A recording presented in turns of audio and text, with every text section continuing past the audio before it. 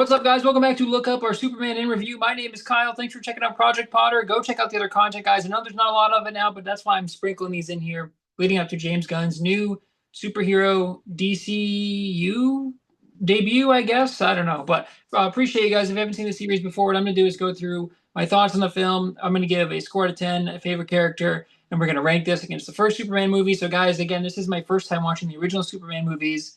I've seen Man of Steel and Batman v Superman one time, but not since theaters. It's been like close to a decade now, if not longer, since I've seen those movies. But the original Superman with Christopher Reeve, I haven't seen before, guys. So this is my first time seeing it.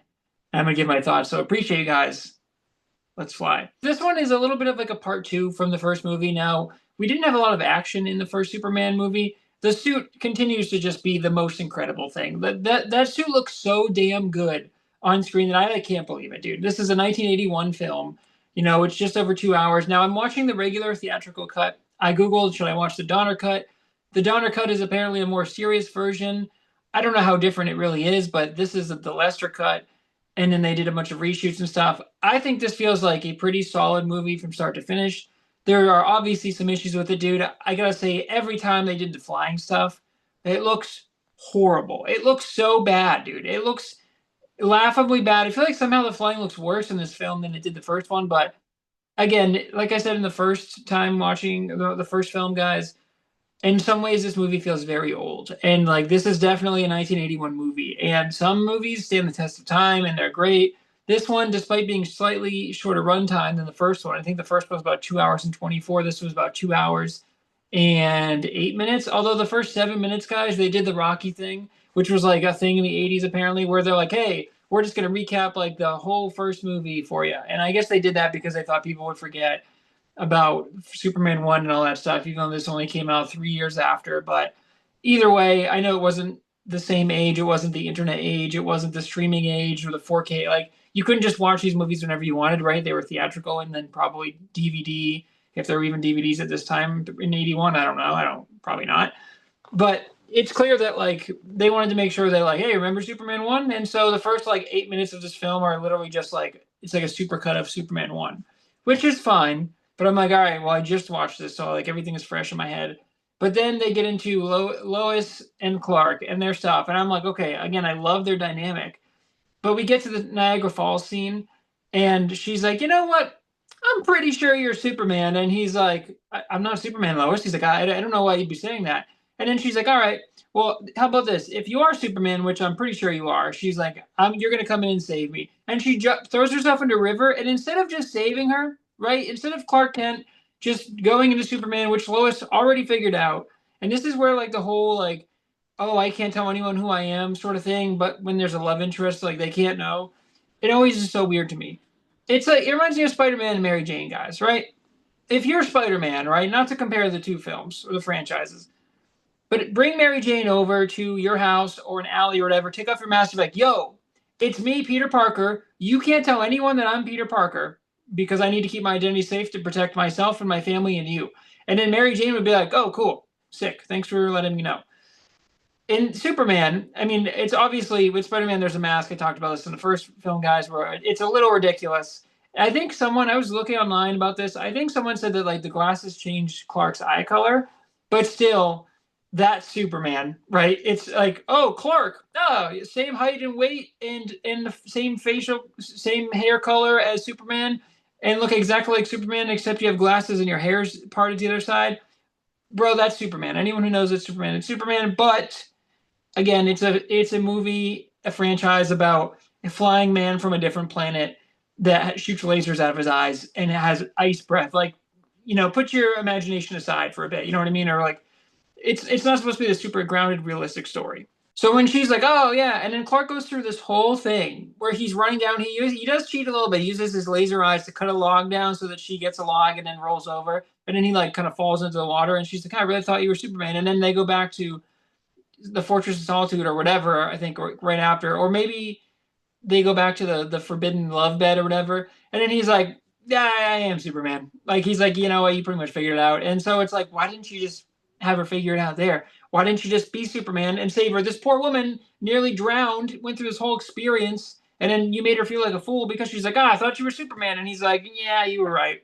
I could have just flown and got you in the river, but I didn't wanna. I wanted to put your life in danger. And it's like, what if she hit her head on a rock and knocked out or drowned? Like, you know what I mean? It's like, okay, dude, you went to extensive lengths to hide a identity that you would reveal like right after. So I thought that was a little dumb, but also like Lois Lane is this great reporter for the Daily Planet, and she's like getting these Pulitzer Prize stories, and they're like, oh yeah, she's gonna come back, and she's like going on these daring adventures where she's like sneaking onto the Eiffel Tower so that she can stop these terrorists, and she can't figure out that Clark Kent is Superman. So I'm when she finally figured it out, I was like, thank God, dude, because I was like, I can't believe you haven't already figured it out with how much time you spend. And she's like friend zoning Clark, and then she's like in love with Superman, and she's like, oh, you're a little jealous, and it's like, Lois, you have to have figured out that that's the same person, like for sure. But that's the kind of like the big gripe, like, okay, this you should have some sort of disguise or a different hair color or something, and that's like the classic superhero thing. Like, how do I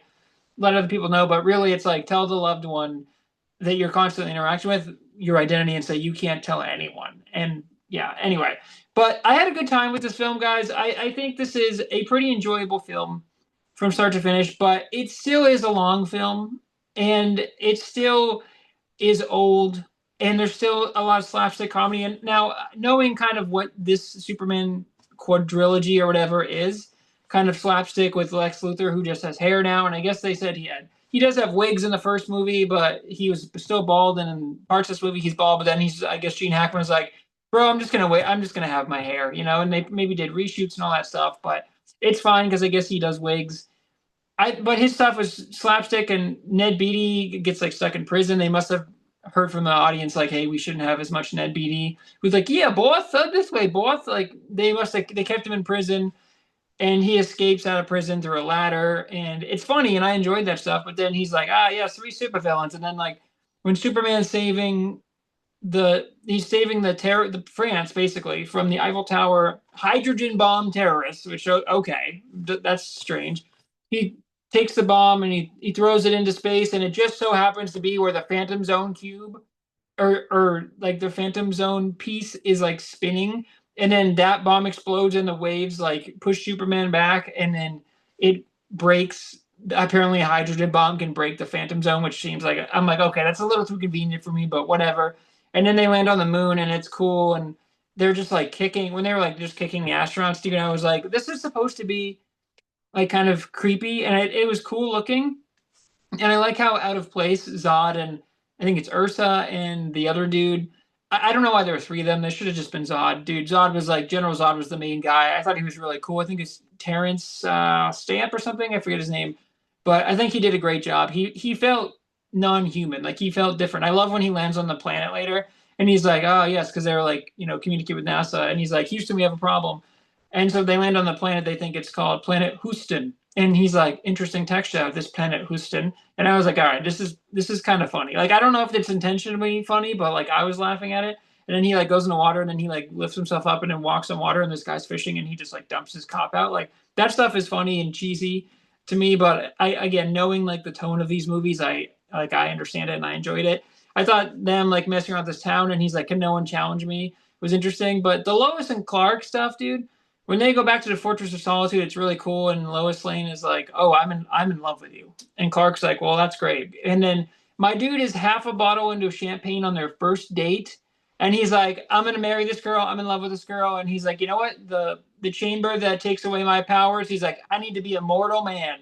And I'm like, "Bro, we gotta slow it down a little here, bro. Okay, like maybe go on a few dates, maybe live together for a little bit, Superman, before you just say that Lois Lane is the love of your life." Like my man committed right away. Like he was not wasting any time. And it's like maybe sign a prenup first, Superman. Okay, do something else. But he puts his powers away. And this is what I didn't like is that the AI of his mom. She's like, "Just remember, son, this is very permanent and cannot be undone." And then, of course, right when that happens, he turns into a normal man, which is still just like buff Christopher Reeve, like I guess. And they go out to the diner and stuff, and he gets his ass beat by that guy. And like, I guess maybe because he's never felt pain, he's throwing punches, but he's like acting like he's like basically paralyzed. And it was kind of neat because you're like, oh, this man has never felt pain probably before in his life. Like he has never grown up with invulnerability. I love when he's like, "Blood, that's my blood," and it's like just a normal like punch to the face, and I thought that was a cool scene. And then later he comes back at the end and he's like, "Ah, you're in my seat, buddy," and he throws him down, and that was nice. But I think it was really dumb that she was like, "Remember, this is permanent, and you can never get your powers back, Superman, Superman." And then there's like, it's not explained how he just got his. He's like, "Oh, I messed up." He basically is like the Bradley Cooper hangover scene where he calls his AI parents, and he's like, "Yeah, we fucked up." And then he just gets his powers back somehow, and then switches the power so that later on, when Zod and Luthor and everyone go in there, he gets in the thing, which was like the most obvious. I've never seen this movie before, but I was like, okay, he's obviously going to switch it because he went in there, and then he switches it so that the rays hit them and drain their powers, and then they just like kick them into the abyss apparently. And then they're like, "All right, honey, let's go." And I was waiting for like when he lost his powers for Lois to be like, "Oh, Clark, I'm not attracted to you. I like you because of your powers. Like I like you for what you got." But I did like their acting between them, where at the end she's like, "This is killing me." She's like, "I'm jealous of the world," and it's like that superhero conundrum, right? Where it's like, again, it reminds me of Spider-Man, where Mary Jane's like, "Go get him, Tiger," but she's like, "I never get to spend time with you because you're always off saving people." And it's like, that's what Lois Lane says. Like, I am jealous of the world. Like it's killing me. And I guess Superman kind of breaks up with her, but then he does like a magic kiss where she forgets everything, and she's like, "What's going on in the world?" And I'm like, "Oh, okay." And he's like, "Orange juice, right?" And it's weird because to me, it's like, just live with Superman. Like, look, you're in love with Superman, just know that he's not going to be there a lot, but you're still going to have a happy life together, and you're still going to love each other. And it's like, either you understand that he's like a god and he's not going to die, or like, it's just, it was strange to me that she found out and then he erased her memory, basically Men in Black style. And then she was just like, "Ah, Clark, you're such a good friend." And it's like, then he's like sad because he can't be with her. But it's kind of a strange turn. There's a couple of things in this movie, like him just getting the powers back, and it's not really explained how he did that. Like, I'm guessing he was just granted them again or whatever. But it's weird that they put the line and said, "Those powers are irreversible when you decide to do this," and then he just gets them back. And it's like, well, that takes away from that scene. That why would you even do that? They should have had a scene where he like figured out how to like reverse it or something, or like, well, there is one way that we can do it, but that didn't happen. And like, we didn't get any kryptonite in this movie, which is kind of strange. But the Zod Superman stuff was cool. I just don't know why the other two henchmen were there with Ursa and that other dude that was like half wolf or whatever, and his powers were kind of weaker. He's like testing out the laser eyes, and they were heavy on the laser eyes in this movie. But then we see a little bit of the freeze breath too, where Superman has to stop the rig from blowing up. And so I thought there was more action. I just thought every flying scene was horrible looking. And it's like, oh man, it was 1981 and they did the best they could, but boy, does that just look insanely bad when anyone's flying in this movie. And it's not great when your character's main thing is flying. And so when we get there, obviously, that's why I am excited for James Gunn's Superman, because like this is and Man of Steel really, and Batman versus Superman, because it's like that's like modern flying, and I can't wait to see like what a proper flying looks like, because right now it's just like clearly Superman like going out in front of a green screen, and it's just like he's like wobbling and stuff, and like, and even when people get kicked and stuff, there's one move that Superman does in this movie that I laughed so hard at, because he's like kicking, they're like holding him or something, he kicks back and he's like slowly going back and he goes, and he like basically hits him with his belly and they like go flying, and I was like, it's so obvious that like everyone's on wires. And again, it was 1981, so like I get it, but it's tough to go back and watch a movie that's so heavy on special effects when these special effects are not good. It's not like Star Wars where it's practical and it looks good, but guys, I gotta say, the theme, when the theme hits again, dude, and at the end of the movie, after Men in Black erases Lois's mind, and then he's like, "I gotta go be Superman," dude. When he's carrying the fucking American flag and the theme is going, and he flies to the White House, and he's got a new top of the White House there, and he's like, "Oh, sorry, Mr. President, I haven't been around." He's like, "I won't disappoint you again." And then he puts it on, and it's like, dun, dun, dun, dun. And I was like, "Come on, dude! Like that's America right there." It got me. I was like, "Let's go!" It's so stupid and so corny, but I was like, "Good for you, Superman!" And it was a good way to finish the film. And yeah, I had a good time with this movie despite a lot of flaws in it. Guys, my favorite character for this one, I picked Christopher Reeve for the first movie. I'm actually going to say it's Lois Lane in this one. I really enjoyed Lois's performance. Margot Kidder, is it? I'll fix it if that's not the name, guys. But I thought she was really good in the first movie. I think she's really good here. Again, she's a go-getter. She is a powerful female protagonist. I love how the beginning of the movie, when they send her to Paris, the boss, who's like kind of a knockoff J. Jonah Jameson, and obviously, guys, J. Jonah came after this, and I said this in the first movie, where it's like, it seems like Spider-Man was inspired at least somewhat heavily by Superman, so that's cool to see. But he's like, oh yeah, he's like, not only is Lois Lane gonna come back with a Pulitzer Prize winning story, he's like, she's probably gonna come back with how to make the bomb tick, or a story about hydrogen bomb, what makes me tick. And I was like, oh, that's so cool. Like they're telling you that like Lois Lane is the shit. Like she's awesome. She's a go-getter. She's adventurous. She's independent. She's gorgeous, and she's smart too. Like she knows. She's like, oh, you're Superman. I know you're Superman. And then he's like, ah, no. And he's like, he's being dumb to Lois. And I'm like, dude, just she figured it out. Just be Superman. And so I like how they actually finally reveal that he is Superman, and then they have their moment, and then getting her mind erased, I think, kind of nerfs her character a little bit. And I'm like, just have her be, just have her have the knowledge, and then they're just a couple in secret. Like, how hard is that, dude? People don't need to know that Lois Lane is Superman's girlfriend. Like, I know they're gonna try and find out, but like, they can go to the Fortress of Solitude. They can go in private. Like, this man can fly around the world. He can rewind the world in time, dude. Like, you can find places to be private. You know what I mean? But also, shout out guys to that scene. That guy wasn't Rob Schneider, but he reminded me a lot of Rob Schneider doing like a Christopher Walken impression, where he's like, "Wow, he has the forbidden fire. Pull the string, and wow, the fire goes up, and you don't even know when it's gonna come down." And it's like, it's so good. Where he's like, "Oh, the bed," and he sits on the bed, and he's like, "Oh, it's alive." And it's just funny that they're in like this very erotic like suite for couples, and they're like just, I think they're pretending to be someone or something, or they're getting a better suite or something. But I thought that was great. But man, the Lois Lane just crushes it once again. So shout out to the actress there, and I think she was my favorite character for this one. Okay, guys, the score for this one, I'm going to give this a 7-7. I do think this is a better film than the first one. I can't give it a higher score because the effects to me are so laughably bad. And again, it's a product of its time. Like, I get it. There's only so much they could do. It's hard to make anyone look cool and flying. Even with some of the trailers for James Gunn's Superman, I'm like, this looks kind of awful. Like, I don't know if you can make a human look cool flying. And I think of like Adam Warlock in Guardians 3, but spoilers, I didn't like Guardians 3 very much. I thought it was actually pretty terrible.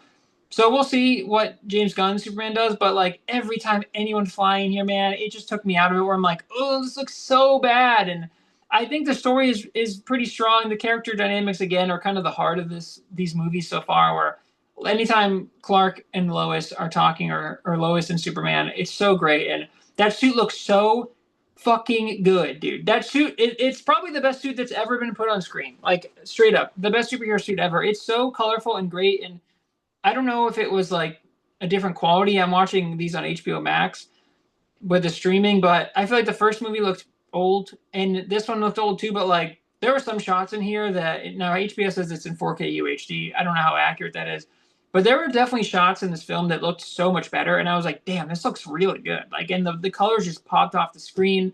And I'm watching on a QLED, so it's not quite an OLED, but it's like the next best thing. And it just looked really good at times. And I was like, damn, Christopher Reeve in that suit looks incredible. But I thought Zod was really cool. Again, the two, Ursa and whatever that guy's name is, I didn't think we needed three of them. I think you could have just had Zod come in, and then it would have just been Zod versus Superman. That was cool. But I think them like kind of exploring the planet was fun, and like Lex Luthor kind of like coming in back, you can't kill me because I know where Superman is. And then Superman defeats him at the end, and he's like, come on, Superman. He's like, I was with you the whole time. And he's like, no, you're a lying snake. I know that. But dude, I mean, him bringing the White House back, the flag with the white top of the White House back, and he's like, I won't let you down again, Mr. President. And I'm like, so good. And just like, it's not a great movie, but it's a fun movie, and it's better than the first one, I think. And just seeing Lois and Superman together, or Lois and Clark together, is really so good. Their chemistry is so good.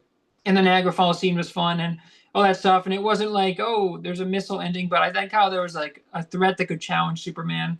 And so again, I don't think there's three of them. There should have just been Zod, but it was cool to have an adversary and like have a real threat, because in the first movie you're like, well, this man can do anything. So I think it's nice to have someone equal playing ground with Superman, but still the effects aren't great. The story sometimes can be not great, but it was funny, and it was a pretty entertaining watch. I mean, there are still times where I feel like the movie dragged, but I think I enjoyed my time with it. And again, I don't think I'm going to go back and watch these movies again, but I'm glad I'm doing this review, and I'm glad that I'm watching them for the first time, because I do think it's something that like you should see at least once if you're even remotely a fan of superhero movies or these movies, or even like going to see the new Superman. Like, you can watch it on its own, I'm sure, but I feel like you got to have an appreciation for what came before. And so I'm glad I get to watch these for the first time, and I had a pretty decent time with this one. So, guys, the rankings, obviously Superman 2 is going to go at number one here, trumping the first movie, guys. Again, I just think it's a more fun movie. It looks a little bit better. The pacing's a little bit better. It's a little bit shorter.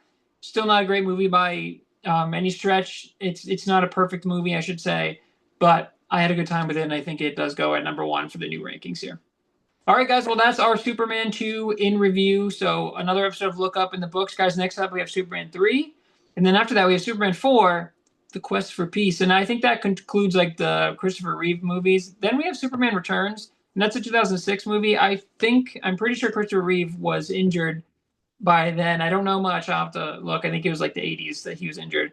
So I think we have 4 Christopher Reeve movies, and then whoever plays Superman in 2006. And then we have Henry Cavill as Man of Steel, and then Batman v Superman before we get to the new Superman in 2025. So I'm excited, guys. We're going to get more modern, and these effects should be better and better. But I don't know what to expect these next 2 movies, but I love watching Christopher Reeve as Superman and Lois Lane and Lex Luthor. Gene Hackman as Lex Luthor is great. Like, I'm starting to grow an affection for these characters, and so again, it's going to make me appreciate the new ones too and their iteration and all that. So another episode, guys, of Look Up. Appreciate you. Until next time, guys. Look up.